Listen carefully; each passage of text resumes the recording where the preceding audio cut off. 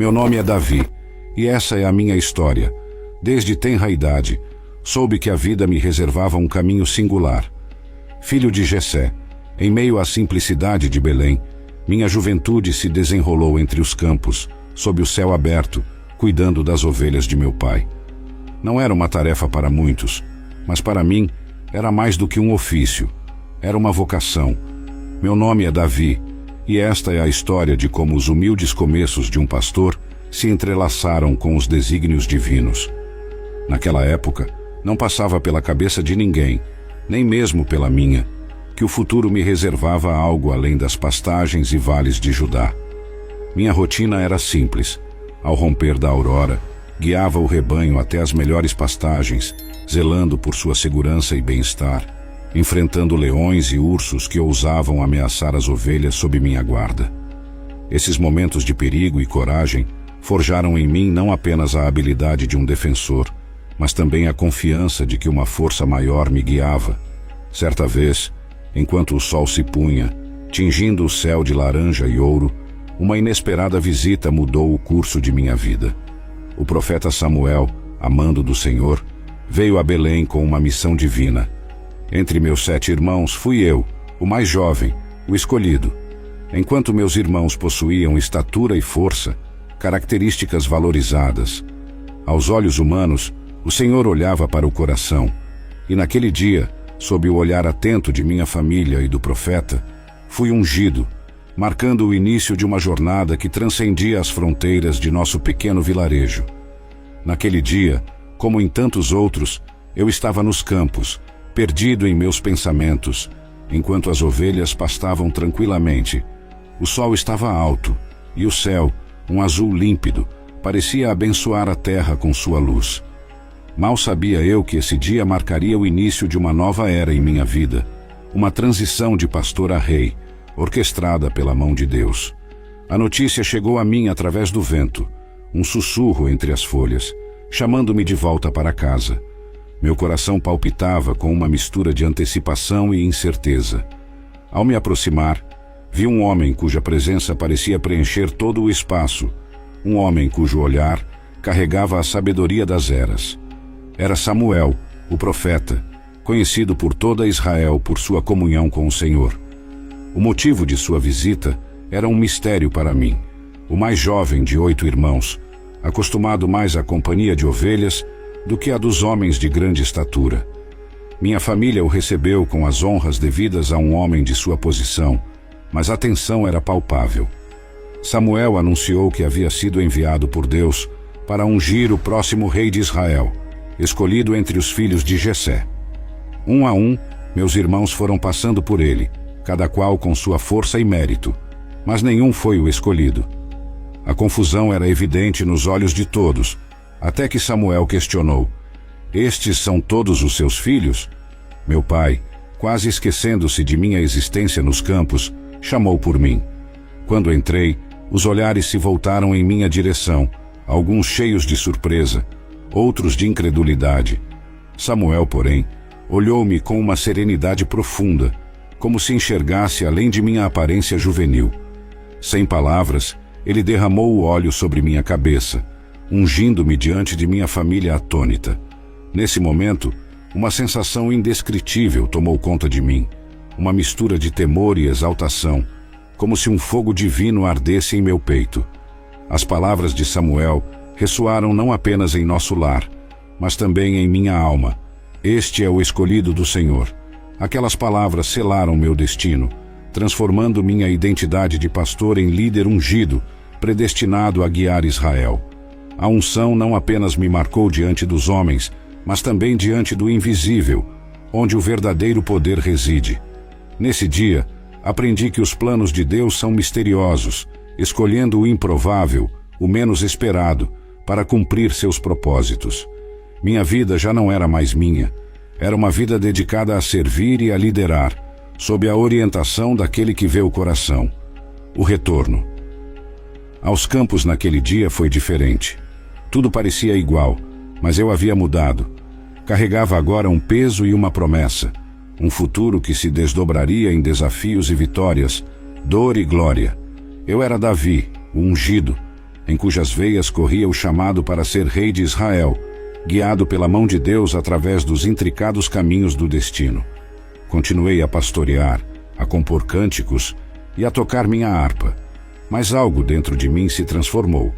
Uma sensação de propósito e destino começou a arder em meu coração, uma chama alimentada pela fé e pela promessa de que o Senhor tinha planos para mim, planos esses que eu mal podia começar a compreender. À medida que os dias se transformavam em semanas e as semanas em meses, eu refletia sobre o significado daquele momento sob o céu de Belém. Sabia que, apesar de ainda ser o mesmo Davi, filho de Jessé, o pastor de ovelhas, uma nova história estava sendo escrita para mim. Uma história que, com fé e coragem, eu estava destinado a viver e a contar. Após a unção que marcou minha vida de maneira indelével, continuei com minhas tarefas diárias, mas uma nova faceta de meu destino logo se revelaria. A notícia de minhas habilidades com a harpa viajou além dos campos e vales, ecoando até os corredores do poder, onde o rei Saul, perturbado por um espírito maligno, encontrava-se em um estado de constante aflição. Os conselheiros do rei, buscando aliviar seu sofrimento, sugeriram a presença de um músico capaz de trazer consolo através de sua arte. Foi assim que meu nome emergiu, recomendado por um dos servos que havia ouvido minhas melodias sob o céu de Belém. Aceitar o chamado para servir na corte de Saul não foi uma decisão tomada levianamente. Eu, que havia sido ungido secretamente para ser o próximo rei de Israel, agora me via a caminho de servir o homem a quem eu sucederia. Havia uma ironia divina nisso, uma trama tecida pelo destino que apenas o tempo revelaria em sua plenitude. Ao chegar à corte, fui recebido com uma mistura de curiosidade e expectativa. Meu coração pulsava com uma ansiedade compreensível, pois eu estava prestes a tocar para o rei de Israel, um homem de grande poder e, ao mesmo tempo, de profunda vulnerabilidade. Minhas mãos, acostumadas às cordas da harpa, buscavam trazer não apenas música, mas também cura. Quando as primeiras notas ecoaram pelo salão, uma calma palpável pareceu se espalhar pelo ambiente. A música, uma linguagem universal capaz de tocar a alma, começou a exercer seu poder. À medida que os acordes fluíam, o semblante de Saul transformava-se. A agitação cedia lugar à serenidade, e o peso de seu fardo parecia aliviar-se, ainda que momentaneamente.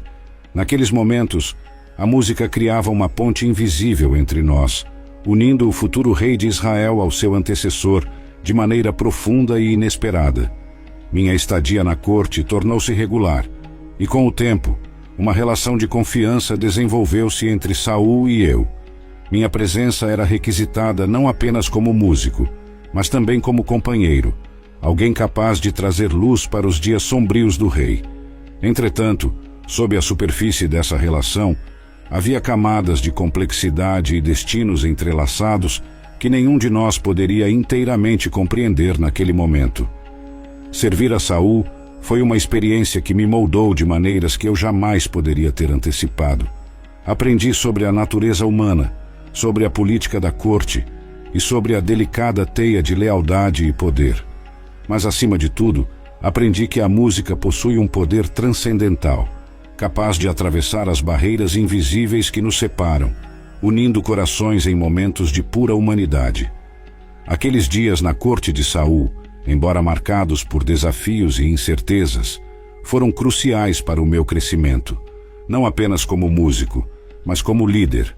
Eles me prepararam para os caminhos complexos que ainda estavam por vir, caminhos que, como as melodias que eu tocava, seriam repletos de altos e baixos, de harmonia e dissonância.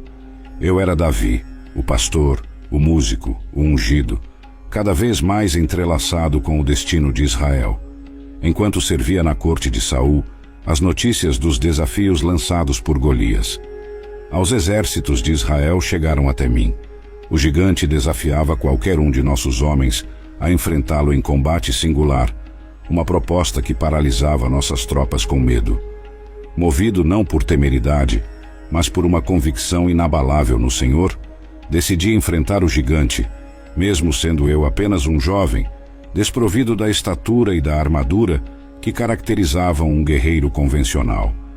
Minha decisão de enfrentar Golias foi recebida com ceticismo e desdém por muitos, inclusive pelo próprio rei Saul, que me viu como uma criança tentando realizar o trabalho de um homem.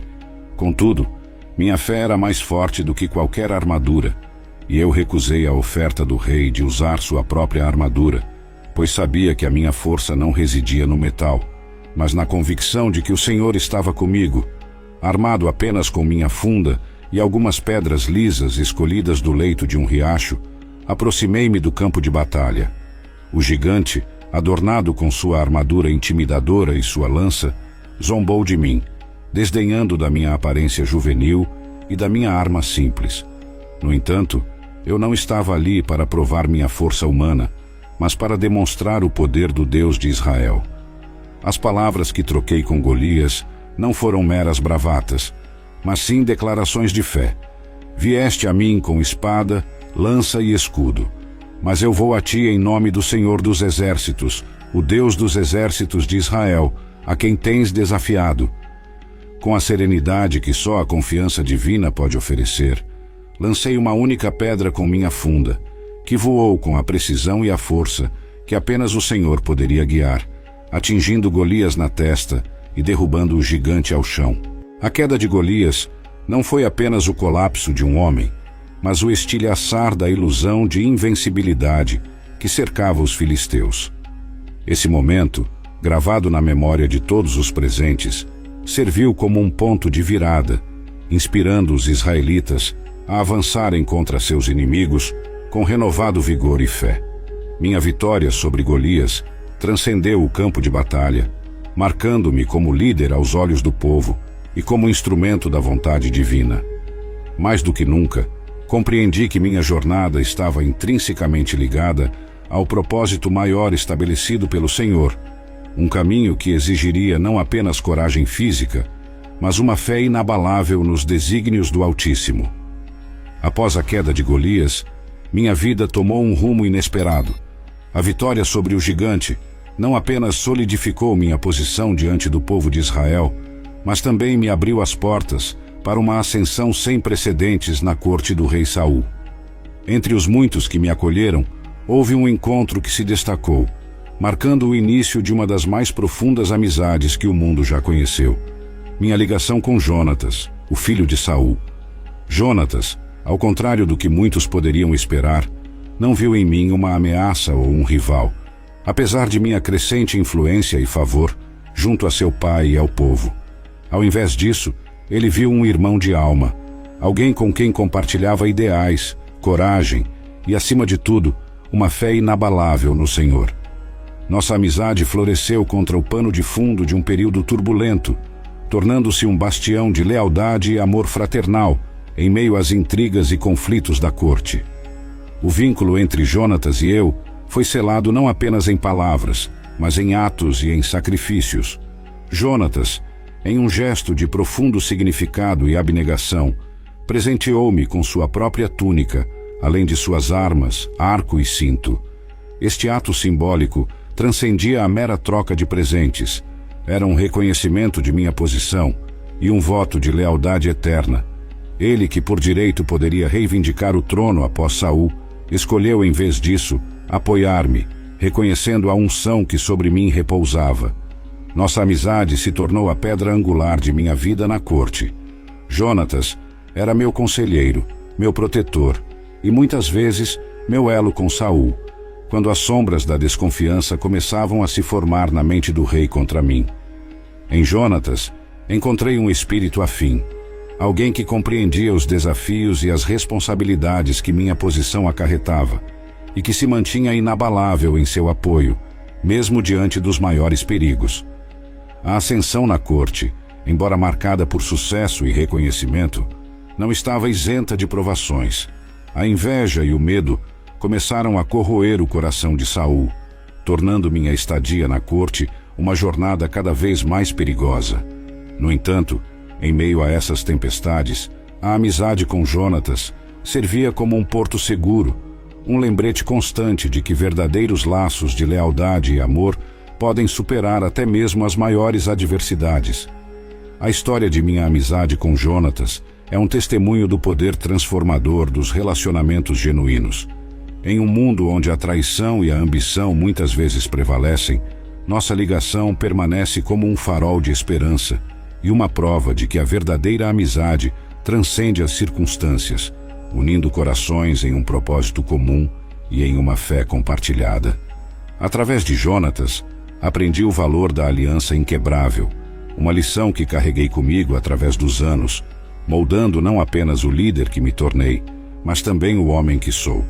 À medida que minha fama se espalhava por Israel, graças às vitórias que o Senhor me concedia, uma sombra começou a crescer dentro dos muros do palácio.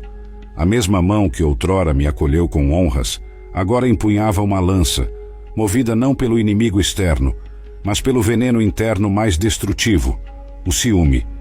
Saul, o rei a quem eu servia com lealdade e a quem respeitava como ungido do Senhor, começou a ver em mim não um servo fiel, mas um rival. As canções que as mulheres cantavam nas ruas, exaltando as minhas conquistas sobre as dos próprios reis, não faziam mais do que atiçar as chamas da inveja em seu coração. Saul feriu os seus milhares, e Davi os seus 10 milhares, ecoavam pelas cidades e aldeias, transformando o respeito e a admiração que Saul tinha por mim em suspeita e ressentimento.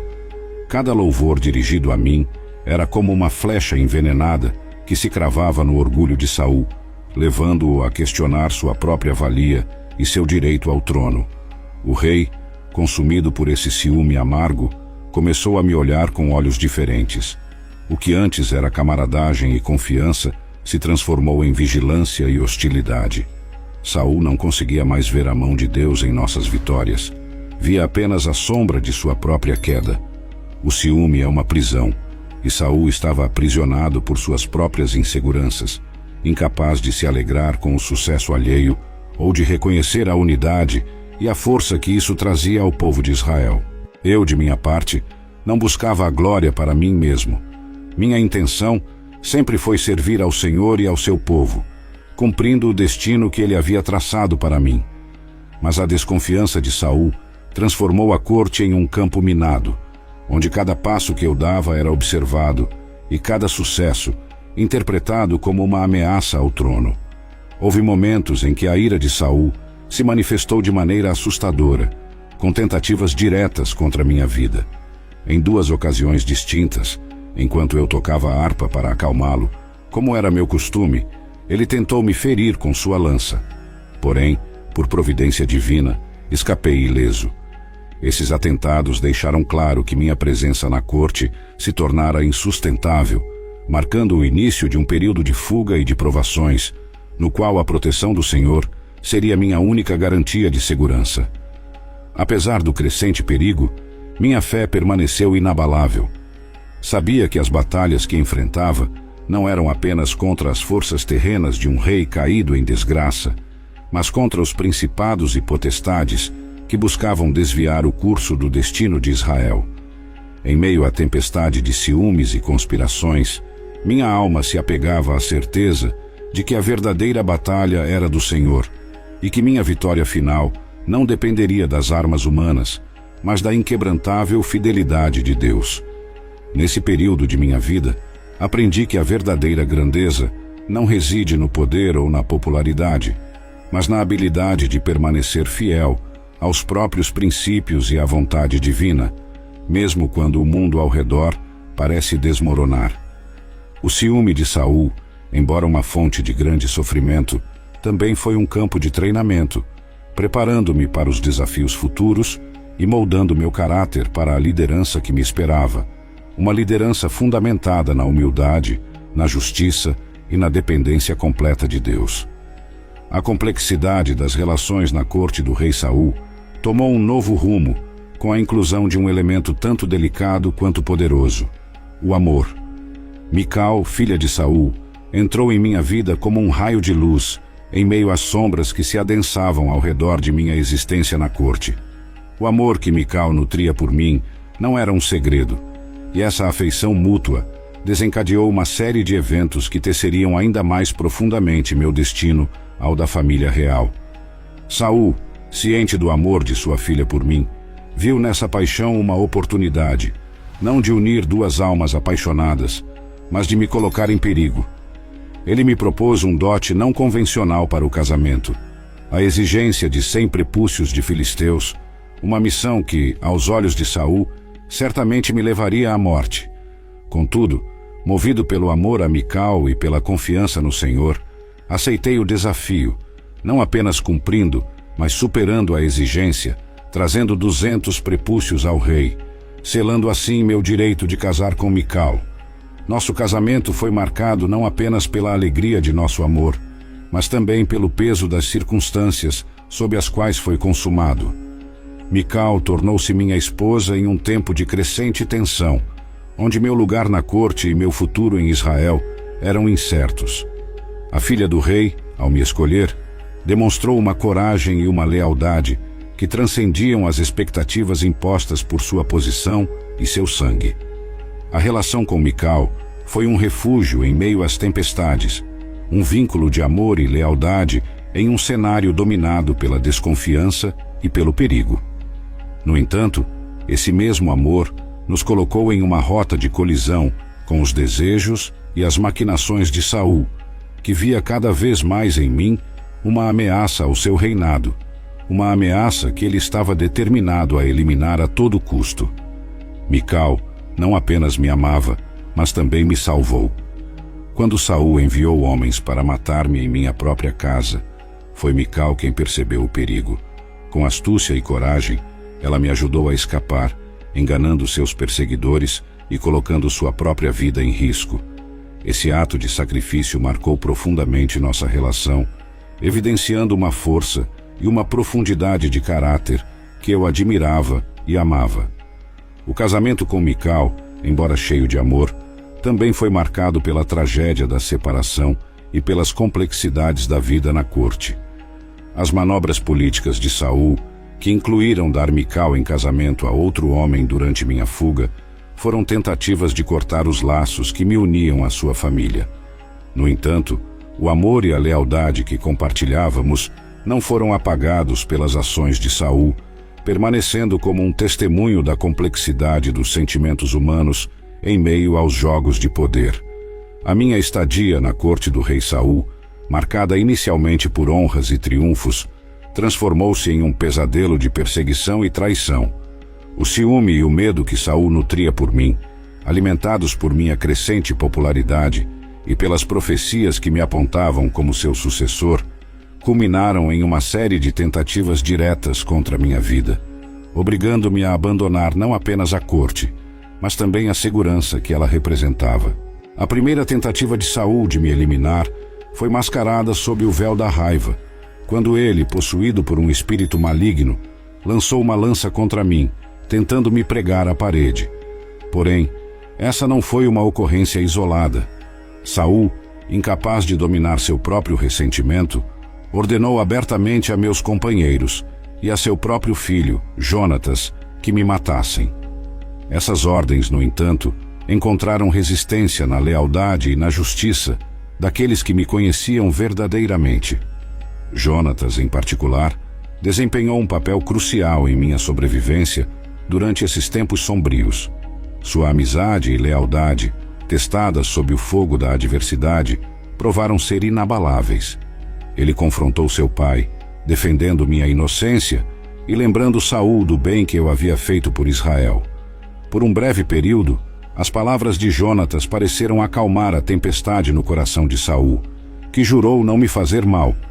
No entanto, a trégua foi efêmera, pois a obscuridade que habitava o coração do rei não permitia a luz da razão ou do amor permanecer por muito tempo. As tentativas de Saul contra minha vida se tornaram mais astutas e perigosas.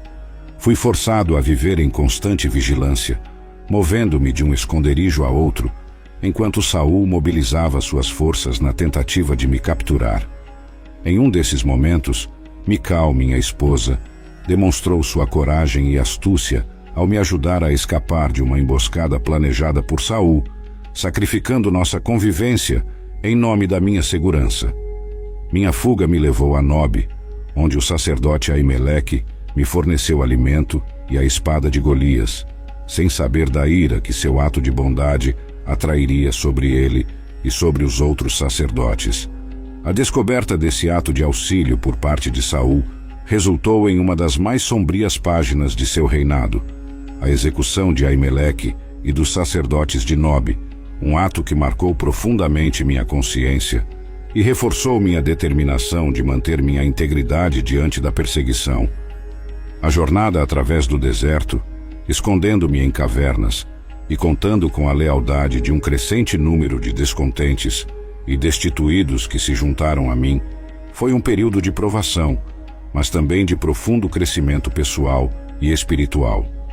Aprendi a confiar no Senhor de maneiras que nunca havia imaginado, vendo sua mão me guiando através das adversidades e preparando-me para o destino que Ele havia traçado para mim. Durante o período mais sombrio de minha fuga, quando o chão sob meus pés parecia tão instável quanto as areias de um deserto, uma transformação notável começou a ocorrer. De solitário fugitivo, tornei-me o líder de um crescente grupo de homens. Esses homens, cada um carregando suas próprias histórias de descontentamento e desespero, encontraram em mim algo que os inspirou a seguir. Eles vieram até a caverna de Adulão, um refúgio improvável para aqueles que, como eu, se encontravam à margem da sociedade sob o reinado de Saul. Minha jornada até esse ponto havia sido marcada por perseguições implacáveis e perdas dolorosas. No entanto, nesse momento de extrema necessidade, vi diante de mim um grupo diversificado de indivíduos, endividados, descontentes e aqueles que se encontravam em dificuldades. Eram cerca de 400 homens, unidos não por laços de sangue, mas por um senso compartilhado de busca por justiça, por uma vida melhor e pela crença em mim como seu líder. Essa congregação de almas perdidas e desesperadas transformou-se rapidamente em uma força a ser reconhecida. Sob minha liderança, esses homens tornaram-se mais do que um mero grupo de desajustados. Tornaram-se uma comunidade coesa, uma família de guerreiros dedicados a uma causa maior do que eles próprios. Juntos, enfrentamos não apenas as adversidades do deserto, mas também os desafios impostos por aqueles que nos perseguiam. A formação desse grupo de seguidores foi um ponto de virada em minha vida. Ensinei-lhes sobre liderança, justiça e a importância de manter a fé, mesmo nas circunstâncias mais adversas. Em troca, eles me ofereceram sua lealdade inabalável, sua coragem e a confirmação de que minha luta contra a injustiça não era em vão. Juntos, estabelecemos uma nova ordem baseada na integridade e no respeito mútuo, valores que eu aspirava a trazer para o trono de Israel. Esses homens, outrora marginalizados pela sociedade, provaram ser de valor inestimável para mim. Eles se tornaram meus companheiros mais próximos, meus guerreiros mais valentes e, em muitos casos, meus conselheiros mais confiáveis. Com eles ao meu lado, comecei a realizar façanhas que reforçaram minha reputação em todo Israel e além. Cada vitória, cada ato de bravura servia para solidificar ainda mais nosso vínculo e a legitimidade da nossa causa. A ironia do destino levou-me, uma vez marcado pela vitória sobre o gigante filisteu Golias, a buscar refúgio justamente entre os filisteus, meus antigos inimigos. Esta etapa da minha jornada foi motivada pela incessante perseguição de Saul, que com seu reino e seus recursos me pressionava cada vez mais, forçando-me a tomar decisões que, aos olhos de muitos, poderiam parecer impensáveis. Foi uma manobra arriscada, uma jogada de desespero e de astúcia, projetada para preservar não apenas minha vida, mas também as vidas daqueles que me seguiam. Ao me aproximar de Aquis, rei de Gate, eu estava plenamente consciente dos riscos envolvidos. Minha reputação como o destruidor dos filisteus me precedia, e a memória de Golias ainda era fresca em suas mentes. Contudo, munido de minha experiência e da confiança em minha capacidade de navegar pelas complexas correntes da diplomacia e do engano, consegui convencer Aquis de minha lealdade. Fingindo deserção e apresentando-me como um exilado perseguido por Saul, ofereci meus serviços ao rei filisteu, prometendo minha espada e a de meus homens em troca de sua proteção. Aquis, vendo uma oportunidade de usar minha presença para seu próprio benefício, concedeu-me Ziklag como minha base. Este gesto não apenas me forneceu um refúgio, mas também uma posição estratégica a partir da qual eu poderia operar. Em Ziklag, estabeleci um santuário para minha família e meus seguidores, longe do alcance imediato de Saul. No entanto, a necessidade de manter minha posição e a confiança de Aquis exigiu de mim um jogo duplo de astúcia e dissimulação. Durante o tempo que passei entre os filisteus, conduzi numerosas incursões, mas ao contrário do que informava Aquis, meus alvos não eram os inimigos de Israel, mas sim os inimigos de Deus. Ao atacar os amalequitas e outros grupos hostis a Israel, consegui não apenas fortalecer minha posição, mas também beneficiar meu próprio povo, ainda que de longe. Cuidadosamente, ocultei essas verdadeiras intenções de Aquis, fazendo-o acreditar que minha lealdade e minhas ações se voltavam contra Israel.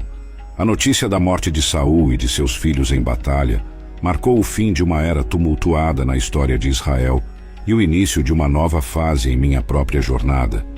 O relato de como o rei Saul, o ungido do Senhor, encontrou seu fim no Monte Gilboa, juntamente com seus valentes filhos, incluindo meu querido amigo Jonatas, foi um golpe devastador, carregado de complexas emoções e profundas reflexões sobre o destino, a lealdade e a soberania divina. A batalha contra os filisteus em Gilboa foi feroz e, no final, trágica para Israel. Saul, enfrentando a iminente derrota e a desonra de cair nas mãos dos filisteus, escolheu terminar sua própria vida, um ato que refletiu sua desesperança final e sua luta contínua contra as forças que o ultrapassavam. Seus filhos, incluindo Jonatas, caíram bravamente em combate, encerrando suas vidas na defesa de seu povo e de seu reino. A perda de Jonatas foi particularmente dolorosa para mim. Ele não era apenas um aliado leal, era um irmão de alma, cuja amizade transcendia as circunstâncias de nossas vidas e as complexidades das nossas posições. A notícia de sua morte trouxe uma profunda tristeza, mas também uma determinação renovada de honrar sua memória e os princípios pelos quais ele viveu e morreu. A morte de Saul encerrou um capítulo marcado por conflitos e perseguições, mas também abriu caminho para a realização das promessas que o Senhor havia feito a mim. No entanto, não houve alegria em minha ascensão. Ela veio tingida com o luto pelos que se foram e pelo peso da responsabilidade que agora recaía sobre meus ombros. Eu estava ciente de que a unidade e a restauração de Israel seriam tarefas árduas, exigindo sabedoria, compaixão e uma profunda dependência da orientação divina. Em respeito a Saul e a sua família, tomei medidas para honrar sua memória e solidificar a transição de poder de uma maneira que curasse as feridas do passado e pavimentasse o caminho para um futuro mais promissor para Israel. O luto por Saul e seus filhos foi uma demonstração pública de minha lealdade ao rei ungido do Senhor e de minha compaixão pelos meus compatriotas, mesmo aqueles que haviam sido meus adversários. Após a morte de Saul, meu caminho para a liderança tomou um novo rumo, conduzindo-me finalmente ao cumprimento da promessa feita pelo Senhor anos antes. A minha ascensão ao trono não foi impulsionada por ambição pessoal, mas pela orientação divina e pelo reconhecimento do povo de Judá, que me viu como o líder capaz de guiar Israel através dos desafios que se avizinhavam. Fui ungido rei de Judá em Hebrom, um ato que marcou tanto o início de meu reinado quanto o início de uma nova era para o povo de Deus. A decisão de me estabelecer em Hebrom não foi arbitrária. Após buscar a orientação do Senhor, foi-me revelado que deveria ir para lá, para a terra de Judá. Hebrom, uma cidade com profunda significância histórica e espiritual para nosso povo, tornou-se o cenário onde minha jornada como rei começaria. A unção em Hebrom não foi apenas um reconhecimento de minha liderança, mas também um sinal da contínua fidelidade de Deus às suas promessas. Minha ascensão ao trono de Judá foi recebida com alegria por muitos, mas também marcou o início de um período de transição e desafio. O reino estava dividido, com o norte ainda leal à casa de Saul, enquanto eu me tornava rei do sul, em Judá. Essa divisão refletia as complexas dinâmicas de poder e as lealdades fragmentadas dentro de Israel, desafios que eu teria de navegar com sabedoria e prudência. Como rei de Judá, minha primeira responsabilidade foi estabelecer um reinado que refletisse os valores de justiça, misericórdia e fidelidade a Deus. Minha liderança foi forjada não apenas nas batalhas contra os filisteus ou na fuga das perseguições de Saul, mas também na humildade e na dependência de Deus, que sempre foram a base de minha força. A unção em Hebron simbolizava tanto a confirmação de minha liderança, quanto o chamado para governar de acordo com os princípios divinos, servindo ao povo com integridade e buscando a unidade e a paz para todas as tribos de Israel. Em meio às complexidades do meu reinado inicial em Judá, um evento significativo desdobrou-se, alterando o equilíbrio de poder dentro de Israel e pavimentando o caminho para a unificação do reino sob minha liderança. Esse evento foi a aliança com Abner, o comandante do exército de Isbosete, filho de Saul, e até então meu adversário na luta pelo controle de Israel. Abner, uma figura poderosa e influente, havia servido lealmente à casa de Saul, apoiando Isbosete após a morte do rei. No entanto, as tensões dentro do Reino do Norte, especialmente entre Abner e Isbosete, levaram a uma ruptura dramática. Abner, sentindo-se desrespeitado e subestimado por Isbosete, decidiu mudar de lado, oferecendo seu apoio e o do exército que comandava a mim, com a condição de que fosse reconhecido e respeitado em minha corte. A decisão de Abner de me apoiar não foi tomada levianamente. Representou uma mudança tectônica na política de Israel, indicando não apenas o enfraquecimento da casa de Saul, mas também o reconhecimento de minha liderança como a escolha divina para unificar e liderar todas as tribos de Israel. Abner, com sua influência e experiência militar, poderia ter sido um adversário formidável. Em vez disso, escolheu se tornar um aliado, trazendo consigo a lealdade de muitos que ainda estavam indecisos ou leais à memória de Saul.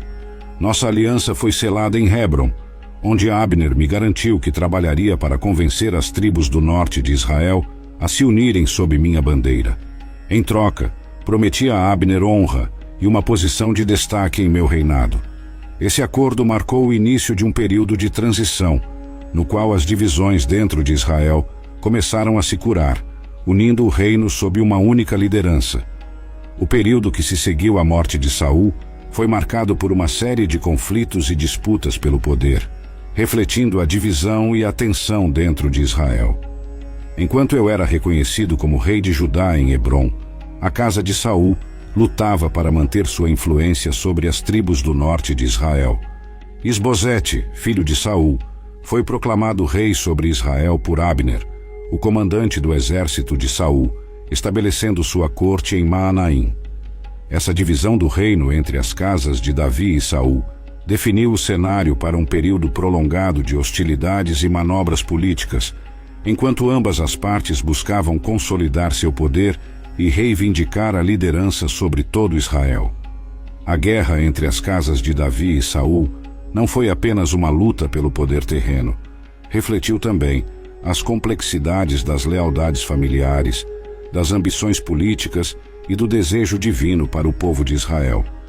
Enquanto eu desejava unificar as tribos sob um único rei, conforme a vontade do Senhor, a casa de Saul, sob a liderança de Isbosete e Abner, resistia, temendo a perda de sua posição e influência. Os confrontos entre nossas forças foram numerosos e muitas vezes brutais, destacando-se a Batalha de Gibeão, onde as tropas de Joabe, meu comandante, enfrentaram as forças de Abner. Essa batalha, em particular, simbolizou a amarga luta pelo controle de Israel, resultando em perdas significativas de ambos os lados e exacerbando as tensões entre as duas casas. No entanto, o conflito foi mais do que uma série de batalhas. Foi também uma luta pela legitimidade e pelo direito de governar conforme a vontade de Deus. enquanto eu buscava consolidar meu reinado sobre Judá e estender minha influência sobre Israel através da diplomacia e da construção de alianças, a casa de Saul lutava para manter seu legado e sua relevância em um Israel em rápida mudança. A eventual mudança de Abner para o meu lado, trazendo consigo a promessa de apoio das tribos do norte, foi um momento decisivo na resolução deste conflito. No entanto, mesmo essa aliança foi marcada por tragédia e sangue, evidenciada pela morte de Abner pelas mãos de Joabe, o que ameaçou a frágil paz que começava a se formar entre as duas casas. A unificação de Israel sob minha liderança foi um marco na história do povo escolhido por Deus, culminando na minha unção como rei de todo Israel. Esse momento representou não apenas a consolidação do poder e a superação das divisões internas, mas também o reconhecimento da minha liderança como parte do plano divino para a nação. As tribos do norte, que haviam resistido à minha autoridade em favor da casa de Saul, finalmente se juntaram a Judá, reconhecendo-me como seu rei. Este ato de unificação ocorreu em Hebrom, onde os anciãos de Israel vieram a mim, reconhecendo nossa ligação ancestral e a unção do Senhor sobre mim, prometendo sua lealdade e apoio. A minha unção como rei de todo Israel foi um momento de profunda significância espiritual e política. Refletiu a superação de anos de conflito e a realização de uma promessa divina, marcando o início de um novo capítulo para Israel. Com a unidade restaurada, voltei minha atenção para a conquista de Jerusalém, uma cidade que até então permanecia sob o controle dos jebuseus. Jerusalém, conhecida por sua localização estratégica e significado espiritual, era o local ideal para estabelecer a capital do reino unificado. A conquista da cidade não foi apenas uma vitória militar, foi uma declaração da presença e da bênção de Deus sobre meu reinado e sobre Israel. A captura de Jerusalém e sua designação como a cidade de Davi foram atos fundamentais na consolidação do reino. Transformei Jerusalém no centro político, religioso e cultural de Israel, trazendo a Arca da Aliança para a cidade, um gesto que simbolizava a centralidade da adoração a Deus no coração da vida nacional. A escolha de Jerusalém como capital não só unificou as tribos de Israel sob um governo central, mas também reafirmou nosso compromisso coletivo com a aliança feita entre Deus e seu povo. A cidade, fortificada e considerada inexpugnável, caiu diante da determinação e da astúcia das minhas forças. A escolha de Jerusalém como capital não foi apenas estratégica, mas também simbólica, marcando o início de uma nova era para Israel sob um governo unificado. A partir dessa base fortalecida, empreendi uma série de campanhas militares que expandiram significativamente o território de Israel, estendendo suas fronteiras e assegurando sua segurança contra nações vizinhas e potenciais ameaças. Essas conquistas não apenas solidificaram meu reinado, mas também trouxeram prosperidade e estabilidade para o povo de Israel. A trazida da Arca da Aliança para Jerusalém foi um ato de profundo significado espiritual e nacional. A Arca, que representava a presença palpável de Deus entre seu povo, havia ficado por muito tempo na casa de Abinadab, em Kiriat Jearim.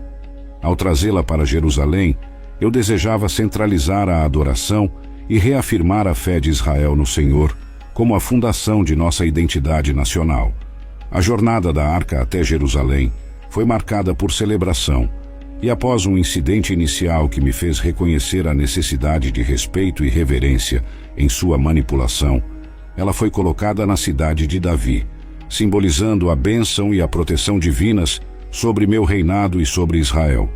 A aliança davídica, estabelecida em uma revelação divina transmitida pelo profeta Natã, foi um marco em minha vida e no destino de Israel. Deus prometeu estabelecer minha casa e meu reino para sempre, uma promessa que não se limitava ao meu reinado, mas se estendia por gerações, culminando na vinda do Messias, que estabeleceria um reino eterno. Essa aliança reafirmou a escolha de Deus por Israel e por minha linhagem, assegurando uma relação especial entre Deus e o povo escolhido, com implicações que transcendiam o tempo e a história.